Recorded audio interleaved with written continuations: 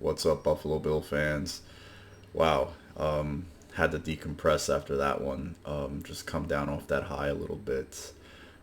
The instant reactions are always good. The lives are always fun, but being able to just compartmentalize, absorb everything, and just enjoy the win is nice also. And I've learned that taking it in, not being so quick to rush and just react in moments sometimes is more prudent and just it's more fun. It's more enjoying. When I was just the game was already well in hand. You're watching it. You're seeing the stadium just absolutely having a blast. The players are just loving it and just this is what and I just harken back to doing those videos on so many Sundays prior, years, in some cases decades prior, in a lot of cases, and just this is what we've longed for as a fan base and as a group, and just enjoying it, just taking it in, just yeah, this is what it feels like, and it feels great. 47-10 against a team that's had the Bills number, very much an embattled football team, one that we felt, in a lot of cases was dangerous. A wounded animal is always dangerous in the NFL.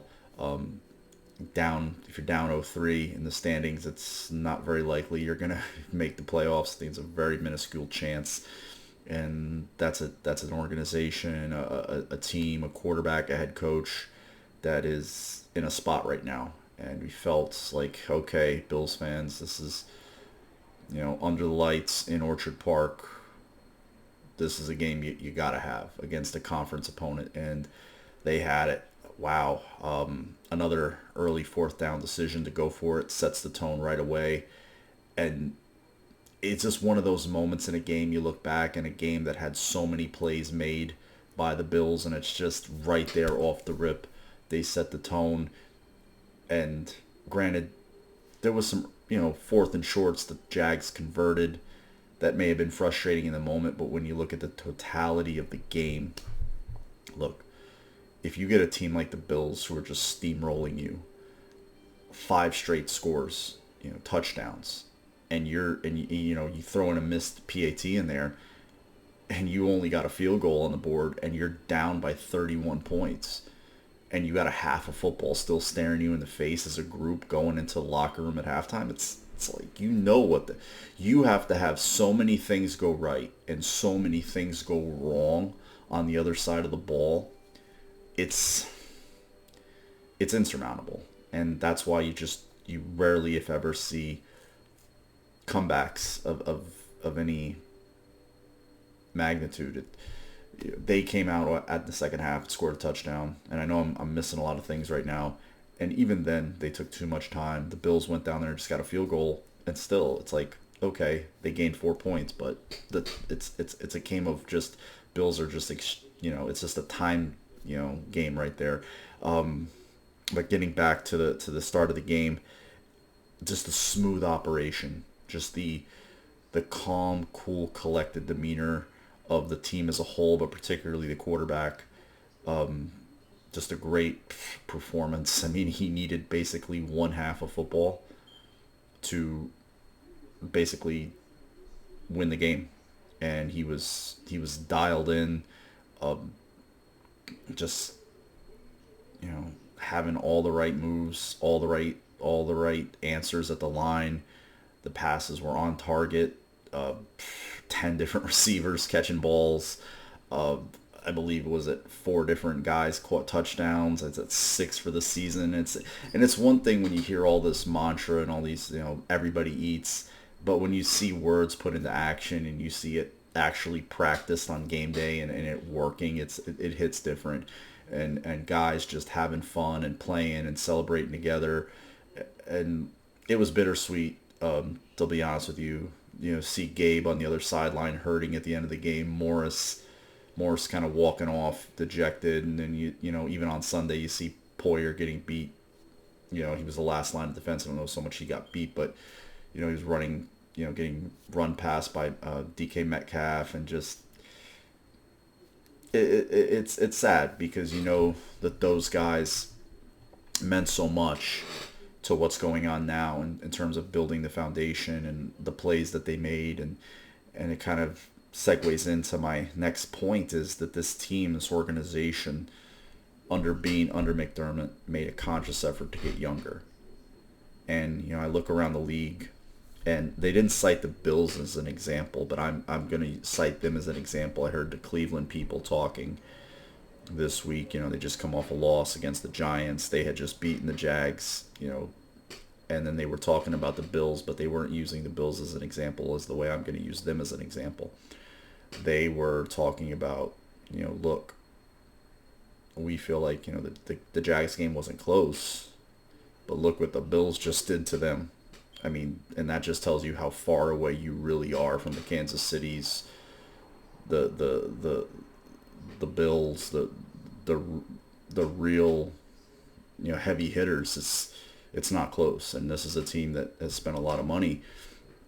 And they said something that resonated with me. They said, you get old fast in this league. And you're right. You look at their core. It's just they chose to stay with certain guys that they've paid. Now guys are ailing. He's still a tremendously productive player, not old, Myles Garrett, with his feet. But former Bill Wyatt Teller, the Bills have always gotten a lot of flack for trading. He's injured on IR. Their tackle situation is an absolute disaster. I know Denzel Ward has battled concussions. Nick Chubb is on PUP. David Njoku, and they were just talking about the team as a whole. It's like, you get old fast in this league if you don't freshen up, stay young, and stay hungry. And you look at this group as a whole, offensively, choosing to move on from Morse, Diggs, Davis, kind of moving Knox back, moving Kincaid up, Coleman, Shakir, the running back, and you see the targets Josh is leaning on early on in the season. It's Shakir, Kincaid, Cook, even though he dropped a sure touchdown pass, and that's got to get cleaned up. I think that's 5 or 6 in the last 2 years. This is his first this year, and he played a solid game, scored a touchdown, but still, you can't have that. All the running backs scored a touchdown, whether it was rushing or receiving last night. Ty Johnson had a nice kick return, had a beautiful touchdown catch from Allen rolling to his left, which is usually him rolling to his right, and that's where he got Kincaid on the first touchdown. You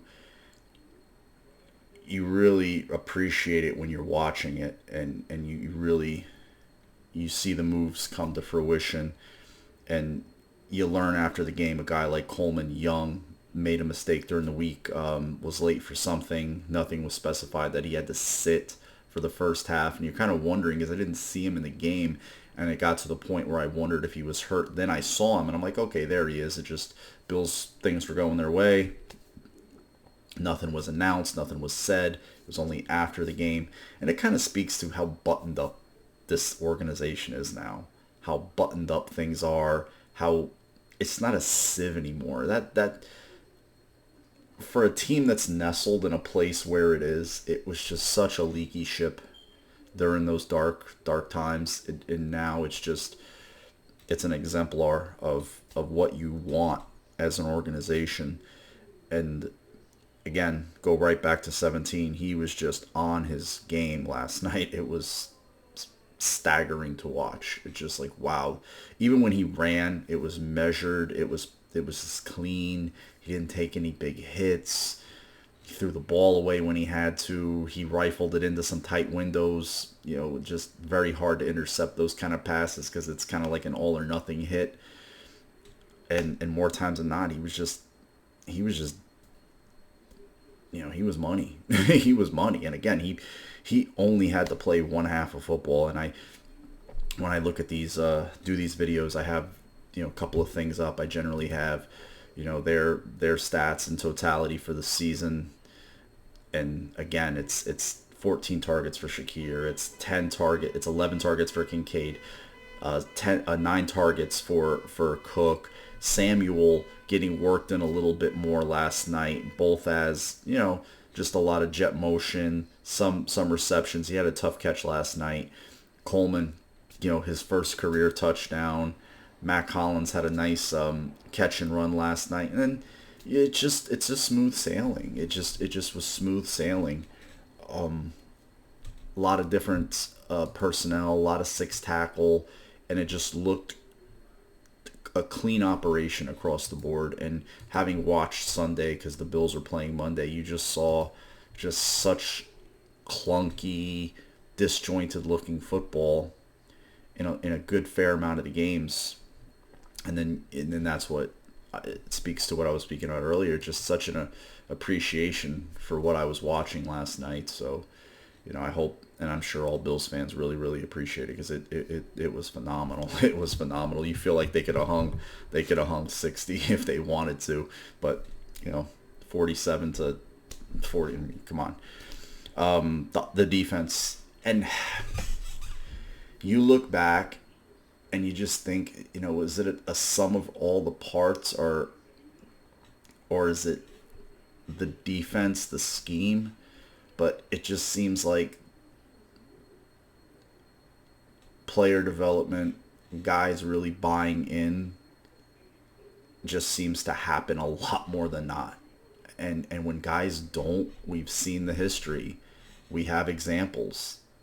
They get moved on quick, irregardless of their status, their pay grade, where they were drafted. They find their way out of one Bills drive.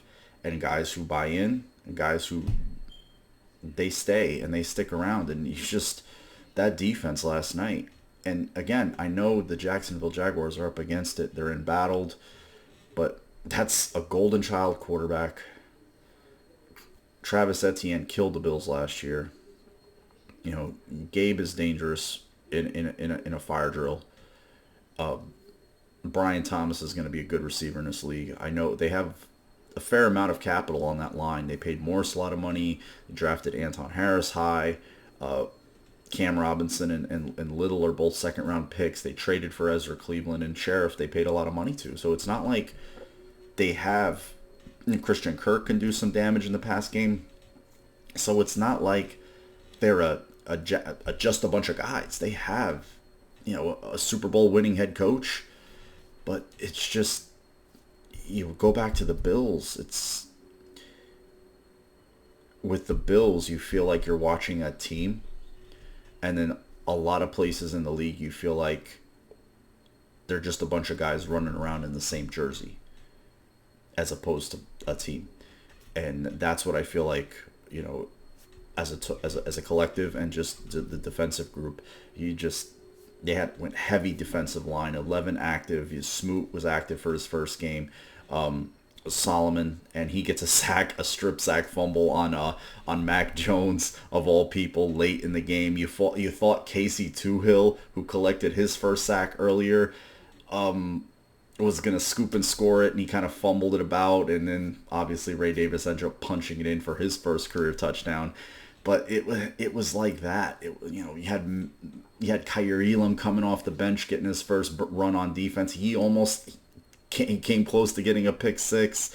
The DeMar Hamlin interception was a moment you just really felt like, those kind of things are happening. The Bills are just destined to win this game. It's just kind of like one of those magical nights, and it was. And it's hard to really talk about the game in little specifics, because it was just such a domination, against a team that really just had the Bills' number in an annoying way. And hey, that's football. Whether it was the 9-6 game in Jacksonville, or the 25-20 in London, it's just that's the game. But last night was the Bills' night, and they're on a short week now.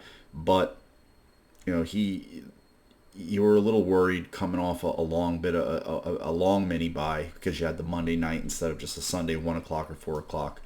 You had a Monday night, a doubleheader Monday night, and you were worried. You see what Washington was doing to the Bengals.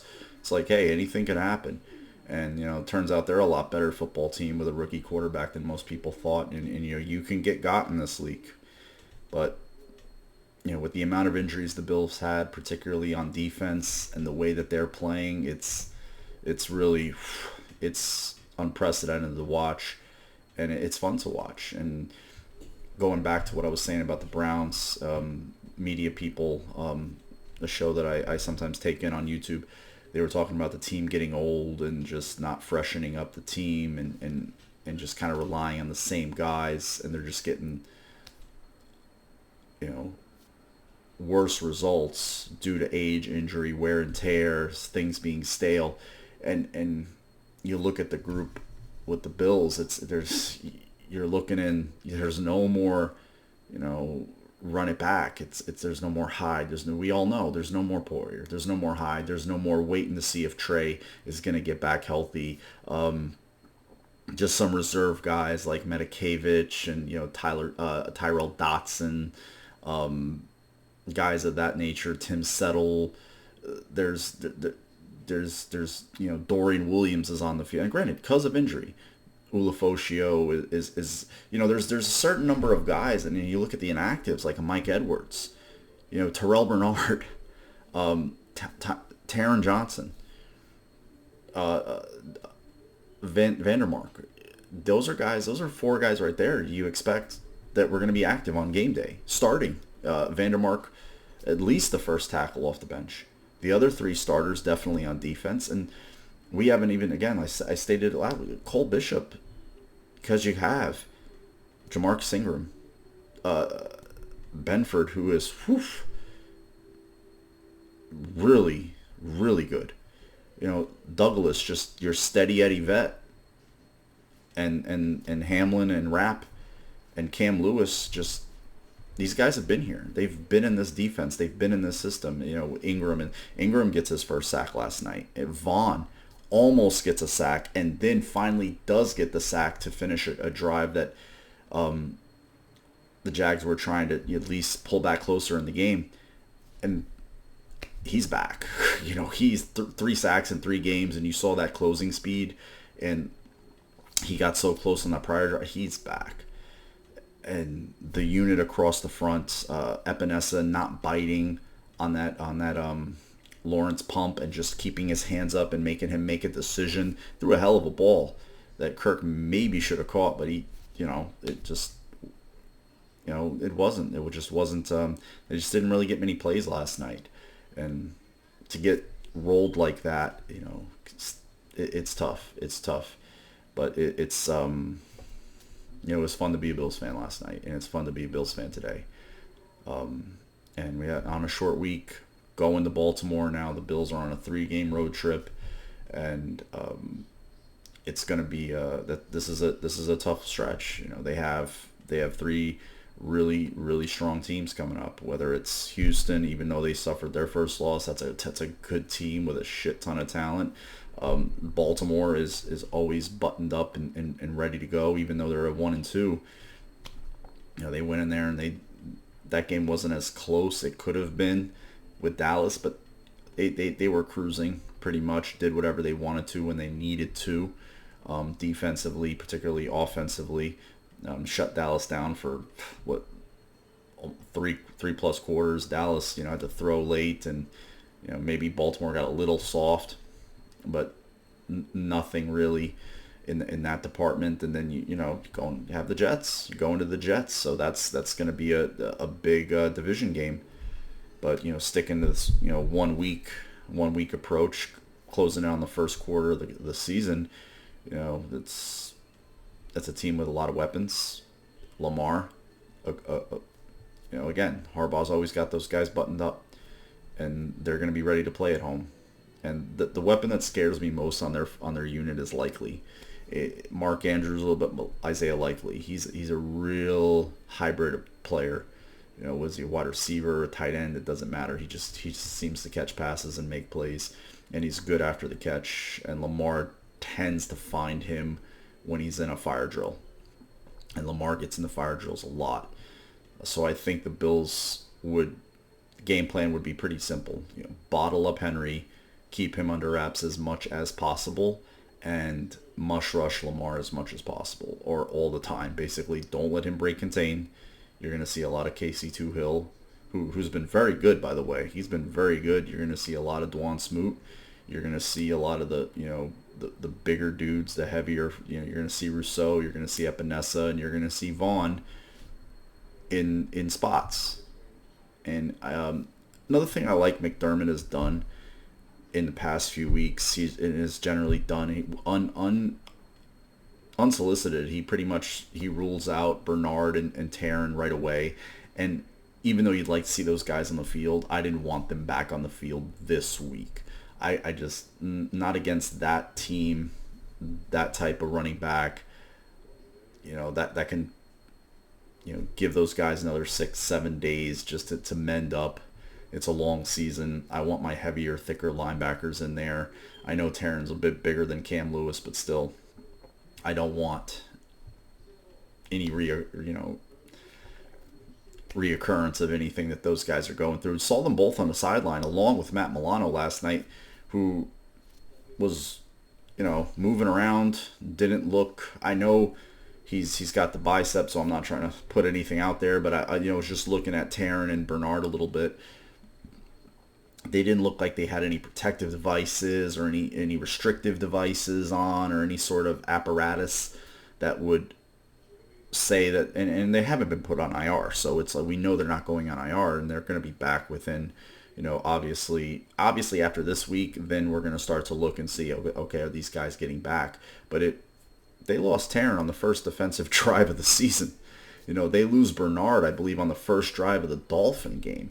And that was kind of and I'll end with this, as a thing last night. I'm like, look, this is 2 weeks, and we all love this idea, eventually your depth starts to get taxed a little bit.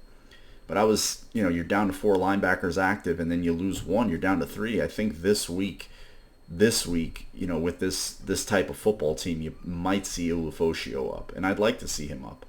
Again, going back to the staying fresh, staying young, new faces, new energy, new blood. I want to see a guy like him get some run. Matt Milano is a great player, and when he's healthy and he's ready to roll, he's on that field. But in the meantime, it's these guys' time to shine. It's like Cole Bishop, Mike Edwards. You're not taking these other guys off the field right now with the way they're playing. You're not. And irregardless of draft status, pay grade, the best players are playing. And that's all you can ask for. All right, Bills fans, love you all. Take care. Have a great rest of your week. Hope you enjoyed the little chit chat. I always do. It's always fun. I love it, especially after games like that. And I always say it's like since it was a short week, we get Thursday. We'll start thinking about Baltimore. Get an extra day up. They can turn the page after 24 hours. We get 72 hours. All right, love you all. Go Bills.